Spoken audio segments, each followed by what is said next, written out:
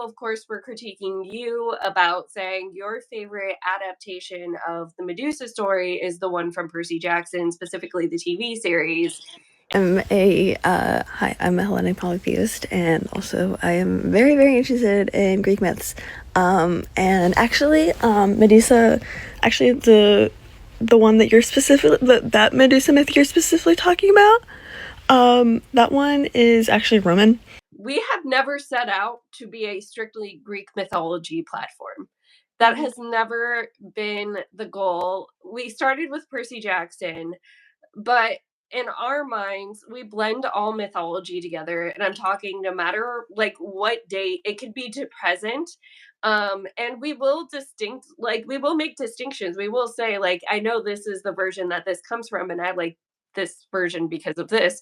But we're not so pedantic that we're like, only one version can be a headcanon for somebody. It's also the way that they were saying it was like they were fact checking us. Like, oh, Medusa isn't Greek mythology, she's actually Roman mythology. I just want to let you know that so that you stop believing in this like rape victim who's never actually a rape victim, which is always when I have like the intense desire to be like, do you know that she was not real? Yeah. Like, because you're talking about her as if she is real. You're talking about her and like Persephone and stuff as if they were real people, and you are fact checking disinformation or misinformation about their lives. They are not real. They are myths. They are stories. If somebody wants to make a story about Medusa that says that she was raped by Poseidon, which is way more accurate of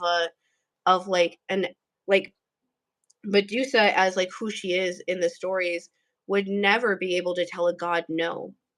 Like never. You would never be able to tell the idea that she would be on equal playing field with Poseidon and Athena is a fucking joke. So you're not a monster. What are you then? A survivor. You must be a little more than that. It's a fury out there that seems terrified of you. Because she knows what I think of her. I don't like bullies. And so obviously, hello, people know about power imbalances and things like that now. And so it doesn't take very much to be like, yeah, that does make sense. Or for Persephone to think that like maybe she wanted to get away from her mom because her mom, created an entire new season just because she was gone. And even though her mom loves her daughter and has a lot of love for her, that doesn't mean that your daughter doesn't want to like go and have a chance to live her own life and be her own person and figure out who she is without her mom there kind of telling her how she should be or what she should do. That's literally every person. When you get to be like 18, you want to go out on your, even people who have good parents want to get out of the house and live their own life and figure out who they are for themselves without their parents there to bail them out. And because you want to like finally take everything that you've learned the first 18 years of your life and like apply it and see what you think and how you feel. And that's all that story can be.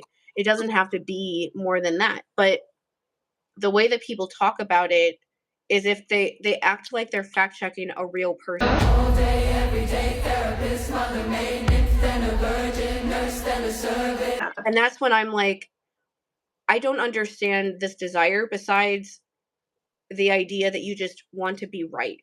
Like you want to be able to say, I'm right about this and you're wrong. I will never ever claim to be a history and culture expert. When I studied Greek and Latin, I studied literature. I studied the literature. And for me, like, yes, sometimes the teachers would really like do a great job at setting up the framework of history around that. But most of the time, it wasn't about that. Like, my education was not about that. And it was never like, if I were to bring up Ovid's version of Medusa in a Greek mythology context in college, no one would have been like, that's wrong. Like, that's wrong. You can't talk about that because in this class, she is only a Gorgon and has only ever been a Gorgon.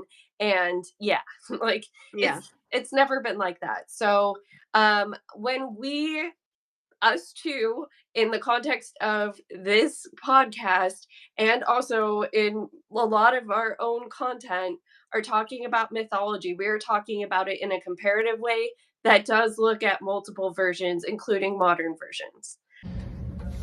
I would say Medusa's backstory, but there's two backstories. I would say I like this one more But the Gorgon Sisters one's also pretty cool. Yeah.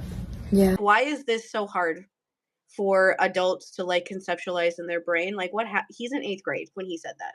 And you don't understand that, and the only reason part of that whole thing is the only reason they were being so hard about that with me is because they didn't like me. Yeah. And that one girl said that, so then all of a sudden they all became experts on Medusa and Roman mythology because they just wanted to use that against me, which like I genuinely don't know what you're doing when I'm saying I don't like how rape is depicted, and your response to that is to tell me that to try to take away a story that is about rape survivors being comforted. People start getting very pedantic about this shit. I literally feel like the fun of mythology being like sucked out of everything. Like it's like you're taking this thing that is supposed to be really fun and making it No. boring Yeah. and stupid and just like a really stuffy argument of like stop. Like we talk about adaptations because we like it's about like the story, the Mhm. points that they're making, the thing like the narrative that they're telling, the themes in like culture and society and things like that they're hitting on by talking about the things that they're talking about. That is what makes this stuff interesting. That's what makes people feel connected to it, Mhm. is the emotion of it all. To be like, I studied Roman mythology, so you're not allowed to like Medusa. It's like, I like her because she makes me feel safe. Yeah. Like, what do you mean? I don't care why Ovid like wrote this stuff. I could not give a singular fuck why he did, because that has nothing to do with why I like it. Mhm. And like that's why, Rick Riordan and Becky, for that matter, and the rest of the show, doing such a good job with that character is so great, is because they also understand Mhm. that they're not being like that. They're going with like the emotion of the story because that's what actually matters. I'm not somebody that needs it to be exact. I just want the themes of the story to be something that I enjoy. That's all it is.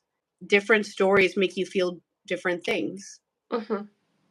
That's that's Yeah, that's that's it. how it should be. Like you Yeah. shouldn't just like if I'm watching something and I only like it because it's like accurate to the original myths, then like I don't actually like it, because it doesn't matter like what the storyline is or the acting or the writing or anything really involved. I only like it for this very unemotional reason, and that's just never going to be how I feel about media ever.